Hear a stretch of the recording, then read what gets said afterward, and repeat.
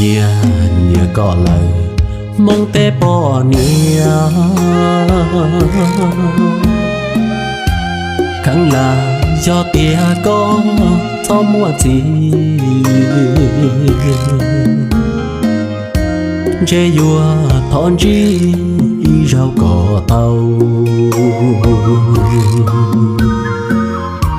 vì có rong gao trâu củ xia nhẹ nhà nhà mong tê nhà trẻ cơ ly tia chi nữa mua gì lời nhà nhà trăng trắng của chỉ tàu ly cha là nhà cha mong tu bỏ ni luồng cao mùa trong cha cũng chỉ nhia cha vua nhận cha mong tu bỏ nia từ bông rong tia nửa mùa nắng lỡ lo cha Lucia chẳng mu nhà nơi khơi xa phi yang thọ còn nơi đâu gì sẽ bùa tao nữa lo qua du li tia si chỉ rong li Lucia xa che chùa tao nhà xưa vua chỉ tao lời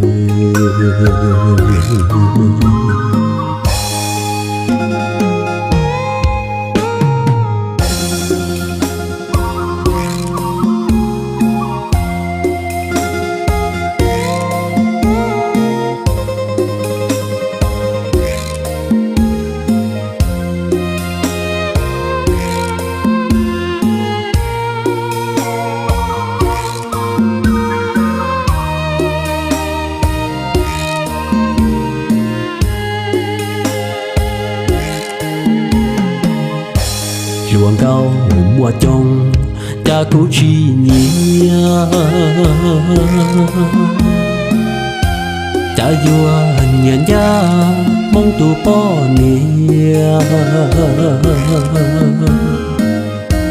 từ bông rong tia nửa mùa nắng lỡ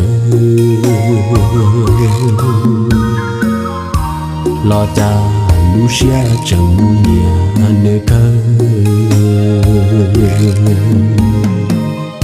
xa phi yang thọ còn nơi đâu gì sẽ bùa tao nữa lo qua du li tia si chỉ rong li Lucia xa che chùa tao nhà xưa vua chỉ tao lời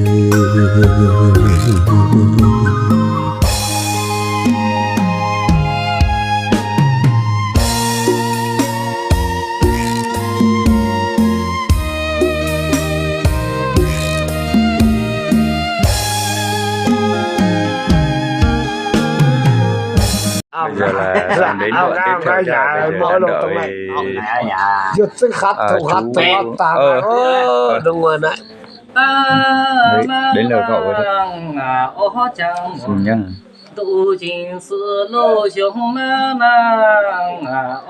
cố gắng gì nhá vậy cố gắng gì đấy quán rượu nha cái thằng gặp với nó còn chụp mình món ăn cái gì thế này là anh em tình cảm không? nhưng mà cảm ơn bùa dạ có thằng ăn bùa thì biết thằng giúp bùa cô chỉ cho bùa đi xem gì kia sắp thế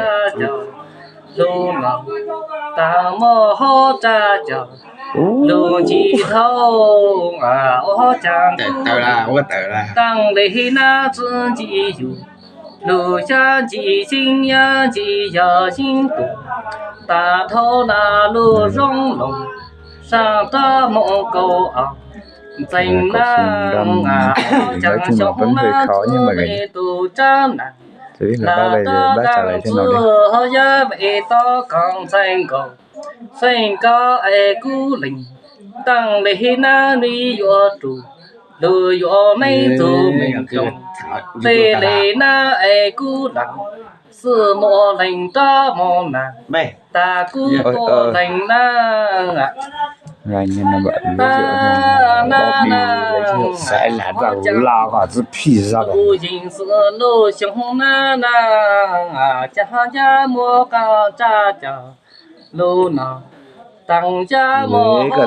Cả thứ này họ thắng là chủ đó là thắng là chủ nhảy gì kể đi. Tăng lệ năng ya chỉ lùng chỉ chính ya chỉ chính thâu ta lùng na song lùng sang ta mong cầu à. Cũng nó cả. Ôi. Bây giờ coi xin nó mà quay cho. Đã quay coi Đang quay như vậy uống rượu. Đây. Nói chung bây giờ đang nhớ rồi. Sang ta cầu Lại nhớ rồi. chủ đã cha sống ya chữ về tu chăm na. Là ta đang chữ ya về ta cầu thành cầu. Sinh về cao về cư tăng lệ năng lệ Giá cả hạ tầng na nó có chút tọa. Bà sư giáo. Dạ tầng na tôi bây giờ chỉ cho ý tiết ta. nó cái này có là phát sinh đó là sự tình đó Ta là hóa ra. Hát xong là vẫn uống rượu nha. Rồi, cố gắng có chén rượu. Có một phát rượu nhưng mà có việc thì mới giải quyết. Số mà nhé. Chúng ta ra. số mà lấy là cái chặt cái đầu sắp cái đầu kỹ Thế đi. Hát xong là vẫn uống rượu. Rồi, uống rượu xong mới hát. Đây là bắt. là nó nhập thành Hát lại. Thằng cái gì? Cái thằng cũng được cái ôn nào đây cũng đã tại giờ đây cũng to tuổi ra tôi Đây có xuống nó bây giờ đang rất là đang Đã luộc cô con. số phận bắt đầu là nó thắng cha là nó cái thắng khó thì to thắng chưa có chữ là phải cho nó